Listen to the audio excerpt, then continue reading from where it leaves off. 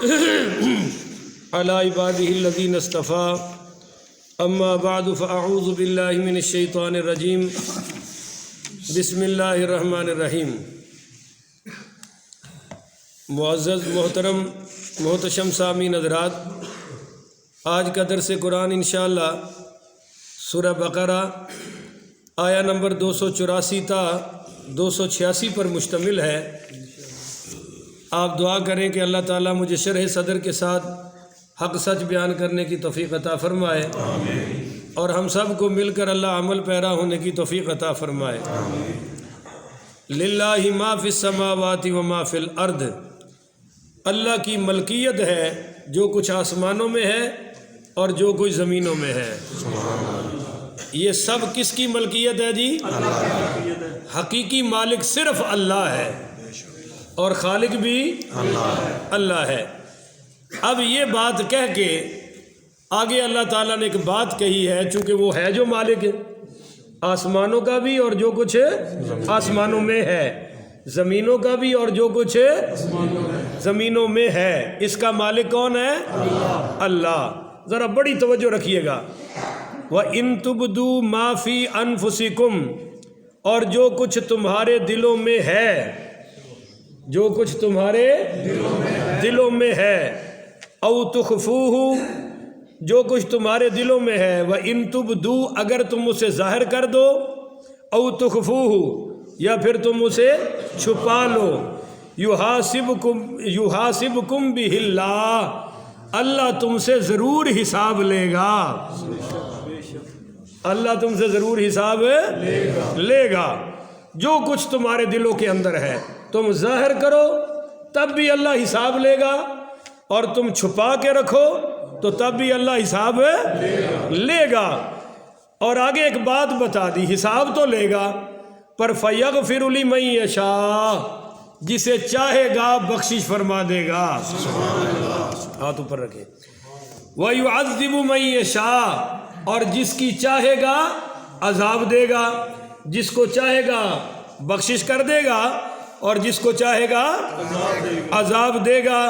واللہ علی کل شیء قدیر، اور اللہ تعالیٰ ہر چیز پر قادر ہے۔ بولیے اللہ تعالیٰ ہر چیز پر ہے قادر ہے۔ اب جب یہ آیت نازل ہوئی تو صحابہ کرام بڑے پریشان ہوئے۔ حضور پاک پڑھیے صلی اللہ علیہ وآلہ وسلم کی خدمت عالیہ میں حاضر ہوئے، اور دزانو گھٹنوں کے بل بیٹھ کر بڑے ادب سے عرض کی کہ یا رسول اللہ، پہلے جو اسلام کے احکام یا جو آپ پر آیات نازل ہوئی ہیں ان پر تو عمل کرنا ہمارے بس میں تھا، ہمارے اختیار میں تھا، مثلا نماز ہے، روزہ ہے، حج ہے، زکوٰۃ ہے، جہاد ہے، صدقات ہیں، خیرات ہیں، مگر یہ جو آیت آئی ہے کہ جو کچھ تمہارے دلوں میں ہے ظاہر کرو تب بھی، چھپا کے رکھو تب بھی اللہ حساب لے گا، اللہ حساب لے گا۔ تو یا رسول اللہ، دل میں تو بہت کچھ ہوتا ہے، کون ہے جو دل میں آپ کی طرح ہو سکتا ہے؟ یہ میں مفہوماً عرض کر رہا ہوں، دل میں کچھ نہ کچھ تو آتا ہی رہتا ہے۔ تو اس پر ہم کیا کریں گے کہ دل کے ہر معاملے پر حساب دینا پڑے گا؟ تو میرے نبی پاک صلی اللہ علیہ وآلہ وسلم نے فرمایا، کیا تم اہل کتاب یعنی یہودیوں اور عیسائیوں کی طرح کہنا چاہتے ہو کہ سمیعنا و عصینا، کہ ہم نے سن لیا اور مانیں گے نہیں؟ بھائی تم یہ کہو سمعنا و اطعنا غفرانک ربنا و الیک المصیر، تم کہو کہ ہم نے سن لیا، اب ہم اطاعت کریں گے، اب ہم کیا کریں گے؟ اطاعت کریں گے۔ اس پر پھر اگلی آیتوں کا نزول ہوا جو سورہ بقرہ کی آخری 2 آیات ہیں۔ بولیے جو آخری 2 آیات ہیں۔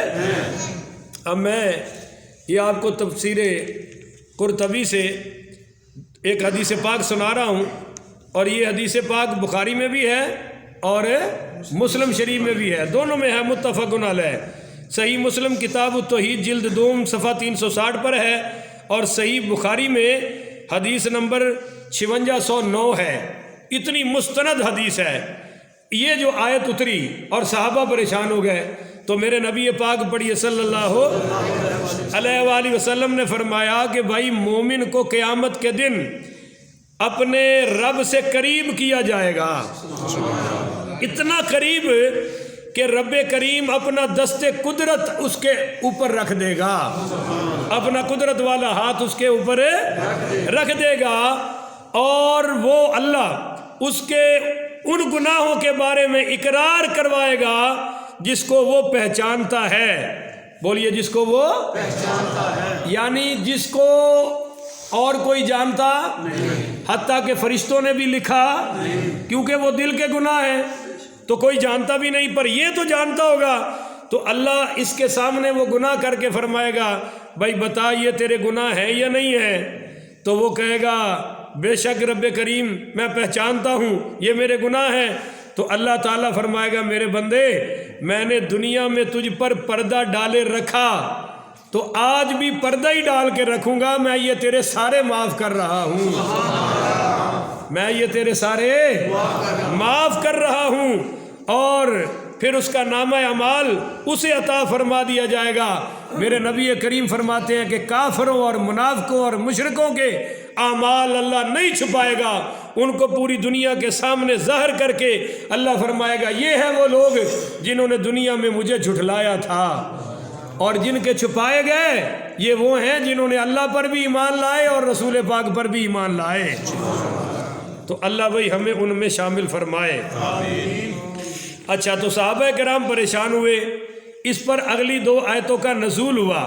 یہ جو اگلی 2 آیتیں ہیں یعنی سورہ بقرہ کی آخری 2 آیات، یہ اتنی کمال کی ہیں کہ میرے نبی کریم پڑھیے صلی اللہ علیہ وآلہ وسلم نے فرمایا کہ اللہ تعالیٰ نے دنیا کے بنانے سے 1000 سال پہلے ان 2 آیتوں کی تلاوت فرمائی تھی، اور پھر حضور پاک پڑھیے صلی اللہ علیہ وآلہ وسلم نے فرمایا کہ یہ دونوں آیات اللہ تعالیٰ نے مجھے عرش کے خزانوں میں سے، ایک روایت میں آتا ہے کہ جنت کے خزانوں میں سے خزائن عطا فرمائے ہیں۔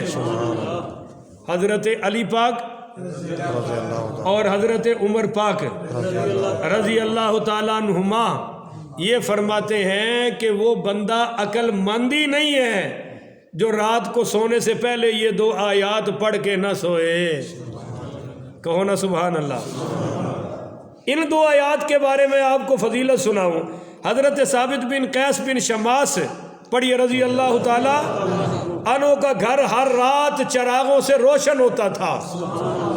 بولیے، چراغوں سے، اور وہ چراغ نہیں جلتے تھے۔ تو آپ صلی اللہ علیہ وسلم نے فرمایا کہ شاید یہ سورۃ البقرہ پڑھتا ہے، اس کی وجہ سے روشنی ہو رہی ہے۔ تو حضرت ثابت بن قیس بن شماس سے پوچھا گیا تو انہوں نے کہا کہ بھائی میں پوری سورہ بقرہ تو نہیں پڑھتا، آخری 2 آیتیں پڑھتا ہوں، اس کی وجہ سے میرے گھر میں چراغاں ہوتا ہے، میرے گھر میں روشنی ہوتی ہے۔ اور میرے نبی پاک پڑھیے صلی اللہ علیہ وآلہ وسلم نے فرمایا کہ جو شخص رات کو سونے سے پہلے 3 دن تک بھی اپنے گھر میں سورہ بقرہ کی ان آخری 2 آیات کی تلاوت کرے گا، جو ہی 3 دن پورے ہوں گے گھر سے شیطان بھی بھاگ جائیں گے اور جنات بھی بھاگ جائیں گے۔